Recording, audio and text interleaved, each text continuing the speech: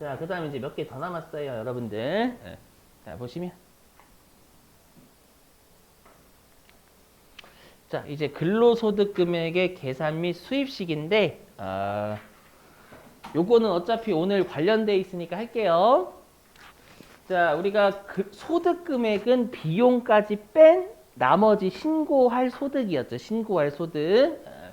그래서 우리가 근로소득 금액은 총 급여액에서, 근데 요 총 급여액에는 근로소득이 있고, 요 근로소득에서 분리과세 뺀다라고 했었을 거예요. 왜냐면 분리과세는 우리가 신고할 금액이 아니잖아요. 맞죠? 그래서 총 급여액에서 근로소득공제. 이 근로소득공제는 우리가 어저께 뭐라고 했냐면 총 급여의 일정 퍼센트를 추정해서 빼준다. 라고 했고 테이블이 있다라고 했죠, 여러분들. 자, 여러분들 위해서 준비했어요. 선물이에요. 자, 선물. 받고 싶지 않은 선물. 그죠? 그럼 제가 여기 빨간색 몇 쳤겠어요. 요것만 외우세요. 그 뜻이에요. 요것만. 알죠? 꼭 외우셔야 돼요. 연말정산하고 무지하게 관련성 있거든요. 암기. 예. 자, 그래서 우리가 총 급여가 500만 원 이하면 근로소득 공제 얼마 해주냐 그 테이블이에요. 자, 총 급여액이 500만 원 이하면 우리가 총 급여액의 70%를 비용으로 빼줘요. 아셨죠? 근데 예전에 한 번 이런 분들이 계셨어. 어떤 분이 계셨냐면 저한테 그러시더라고. 어떻게 했냐? 선생님, 총 급여액이 500만 원인 사람이 있어요? 이제 당황했어. 예, 현실적으로 거의 없죠. 1년에 총급여가 500만 원 거의 없죠. 근데 우리는 시험인데 갑자기 그걸 물어보신 거예요. 그런 사람 있어요? 그래서 당황했죠. 시험은 있을 수 있어요. 이렇게 설득을 했고 여러분들은 그런 거 없으시죠? 당연히. 예. 자, 그래서 총급여액 500만 원 이하면 우리가 대입을 해보세요. 500만 원의 70%인 350만 원 빼주는 거잖아요.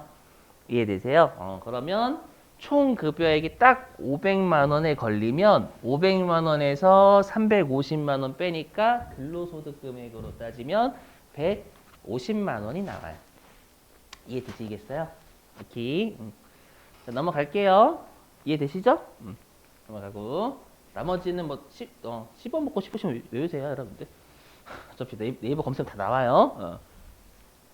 자, 그 다음에 여기는 실기하고 관련성이 좀 있네. 특히 요 수입시기요. 요 수입시기는 관련성이 무지하게 있으니까 잘 보셔야 돼요. 자, 우리가 수입시기는 이미 했죠. 어느 년도에 소득으로 볼 거냐 라고 했고 우리 세법은 권리 확정주의예요. 권리가 확정되었을 때 우리가 수익입니다. 과세를 해요. 자, 한번 들어보실게요.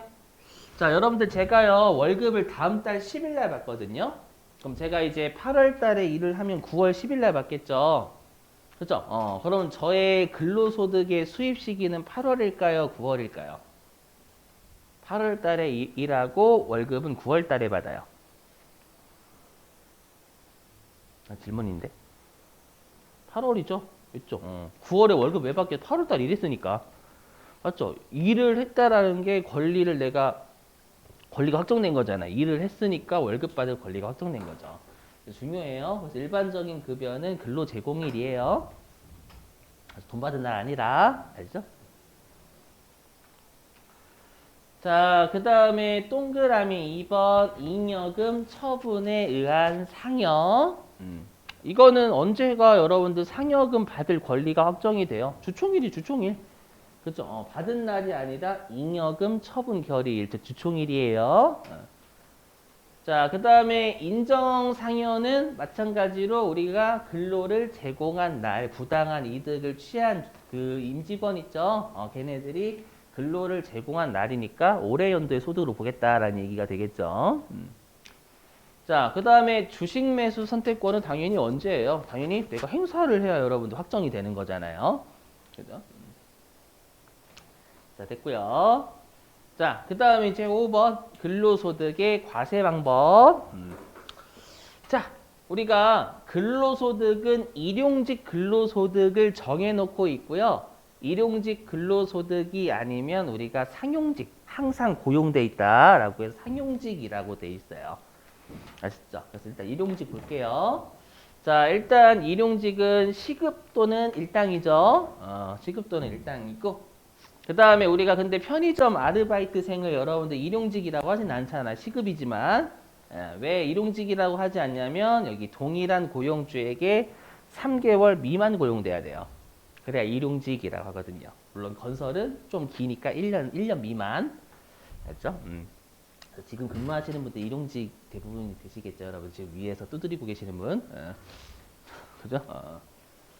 자, 그리고 가장 중요한 건 얘예요. 우리가 일용직에서 뭐니 해도 중요한 건 분리과세라는 거예요. 원천징수로 납세하면 끝. 그죠? 그 말이 뭐였어? 반대로 얘기하면 신고할 소득은 0이다. 있잖아요. 그죠? 그거 되게 중요하다. 했었죠. 신고할 소득 없음. 자, 그러면 우리가 항상 분리과세는 중요한 게 뭐냐면 그럼 원천징수로 납세 의무를 끝내니까 도대체 원천징수 얼마일 거냐라는 거예요. 그렇죠? 여기. 자, 일단 일용직 근로자분들은요. 무조건 15만 원을 일당에서 빼줘요. 아셨죠? 그러니까 15만 원이 안 되면 15만 원 이하면 일용직 분들은 세금 안 내도 되는 거예요. 원천징수. 자, 그리고 외우셔야 돼. 6%예요. 원천징수 세율은. 알죠? 가장 그러니까 힘드신 분들이니까 소득세 가장 낮은 세율인 6%다라고 생각하시면 됩니다. 6%가 가장 낮은 세율이었죠, 여러분들.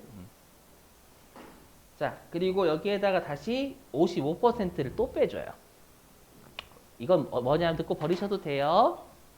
아니 55% 버리시지 말라. 55% 버리셔도 돼요가 아니라 왜 빼주는지는 버리셔도 돼요. 그 여러분들 우리나라는 사업소득하고 근로소득자가 대부분이죠. 그러면 우리가 그 둘 중에 탈세가 힘든 소득은 뭘까요? 그렇죠. 근로소득 탈세하기가 진짜 불가능해요. 그래서 유리지갑이라고 하죠. 건드리면 깨지는 지갑. 막 지갑이 깨져 막 계속 돈 나가. 맞죠? 우리 사업자분들은 현금 결제 받으면 탈세도 가능하거든요. 그죠? 그래서 우리가 그걸 알아요. 현실적으로 근로소득자가 탈세하기 힘들다라는 것, 세금을 많이 내고 있다라는 걸 다 압니다. 맞죠? 그래서 이런 말도 있잖아요. 우리가 이번에 뭐 자영업자 뭐 자영업자 세금 탕감해주면서 빚 맞죠? 그거를 이제 국가 돈으로 하니까 우리 그 근로자들은 봉이냐? 이렇게 맞죠? 그들을 위해서 해가지고 좀 말 많았죠. 그걸 알아요. 알다 보니까 근로소득자한테는 좀 혜택을 좀 주려고 해요. 그게 뭐냐면 근로소득자이기만 하면 세금을 깎아줘요. 그걸 우리가 근로소득 세공제라고 합니다. 근로소득이 있으면 세금을 공제 빼줄게. 알죠? 그래서 일용직 근로자는 그냥 55%딱 빼줘요, 그냥. 아셨죠? 아마 교재에는 6%하고 45% 곱해서 2.7%라고 되어 있을 거예요. 그건 간편한 공식이고요. 원천인수 얼마 하는지 간편한 공식이고 실제로는 이렇게 알고 계셔야 말문제 대비할 수 있어요. 여러분들 주로 말문제 내거든요, 많이. 아셨죠? 자, 그 다음에 상용직 근로소 요거하고 좀 쉴게요, 여러분들. 그리고 2교시 이제 실기하죠. 자, 상용직 근로소득은요. 여기 중요한 게 얘예요. 자, 일단 1월 달부터 12월 달까지 월급을 받을 때 원천징수를 당하잖아요, 여러분들. 그죠? 그랬다가 다음 연도 2월 달에 연말정산이라는 걸 하죠. 그게 뭐냐면 자, 여러분들이 이제 입사를 하시게 되면 부양가족이라는 걸 신고를 해야 돼요. 그죠? 신고를 이제 하게 되면은요, 우리가 간이세표라는 게 있어가지고요, 급여가 얼마고 부양가족이 몇 명이면 대략적으로 우리가 얼마의 세금 원천징수를 해야 될지 표가 있어요. 그 표에 따라서 대략적으로 원천징수하는 거예요. 알죠? 그래서 예를 들면 1월 달부터 12월 달까지 내가 한 250만 원을 원천징수 당했대요. 근데 이제 다음 연도 2월 달 있죠. 다음 연도 2월 달에 이 사람의 정확한 세금이 얼마인지를 다시 계산해요. 아시죠? 다시 계산해 봤더니 300만 원이래요. 그럼 50만 원만큼 덜 뜯겼죠. 맞죠? 덜 뜯긴 거잖아요. 그러면 예, 우리가 월급을 2월달 월급을 줄 때 50만 원을 까요. 까고 줘요. 물론 분할해서 다시 분할해서 납부할 수 있긴 해요. 여러분들 버리시고 또는 내가 여태까지 250만 원 뜯겼는데 알고 보니까 정확하게 내야 될 세금은 200만 원이었던 거예요. 그러면 50만 원만큼 돌려줘요. 이해되세요? 그럼 중요한 게 뭐냐? 근로소득만 있으면 연말정산으로 끝이에요. 5월달 신고 안 해도 돼요. 이게 중요해요. 했죠? 그래서 우리가 뭐라고 하냐면 연말정산 대상 소득이 딱 한 가지만 있잖아요. 그러면 5월달에 신고 안 해도 돼요. 왜냐하면 연말정산으로 정확한 세금을 내는 효과거든요. 정확한 세금만큼 돌려받거나 더 내거나 그렇게 되기 때문에. 이해되세요? 되게 중요해요. 이거 특히 우리 시험에서 이론 문제로 1, 2순위 다퉈요. 다음 중 5월 달에 뭐 신고해야 되는 소득은 이거 할 때 진짜 여러분들. 자, 근데 뭐냐면 내가 어저께도 했죠. 근로소득도 있고 사업소득도 있대요. 그러면 내가 근로소득 따로 원천지수 당하고 사업소득 따로 원천지수 당해요. 그쵸? 그랬다가 2월 달에 근로소득은 연말정산 하겠죠. 근데 우리가 항상 연말정산은 뭐냐면 그 소득을 여러분들한테 주는 자가요. 여러분들한테 주는 소득밖에 없다라고 가정하고 연말정산 하는 거예요. 당연하지. 회사가 연말정산 할 때 관상을 보니까 밤에는 사업소득이 있을 관상이구만. 막 이렇게. 이정재야? 맞죠? 그래서 여러분들한테 주는 소득이 근로소득밖에 없다라고 가정하고 연말정산 하는 거예요. 이해되세요? 근데 우리가 한 사람이 두 가지 이상의 분리과세 빼고요. 두 가지 이상의 종합소득이 있다면 합친 것의 누진세율이 정확한 세금이라면서요. 어떻게 하냐면 그 타소득, 여기서는 방금 사례에서 사업소득이 되겠죠. 타소득과 합산해서 5월 달에 다시 신고해야 돼요. 두 개를 합쳐서. 그럼 이렇게 하면 어떤 문제가 발생해요? 연말정산으로 여러분들 세금 두 번 낸 거잖아요. 연말정산으로 한 번 내고 그 다음에 5월 달에 신고해서 또 내면 이중과세죠.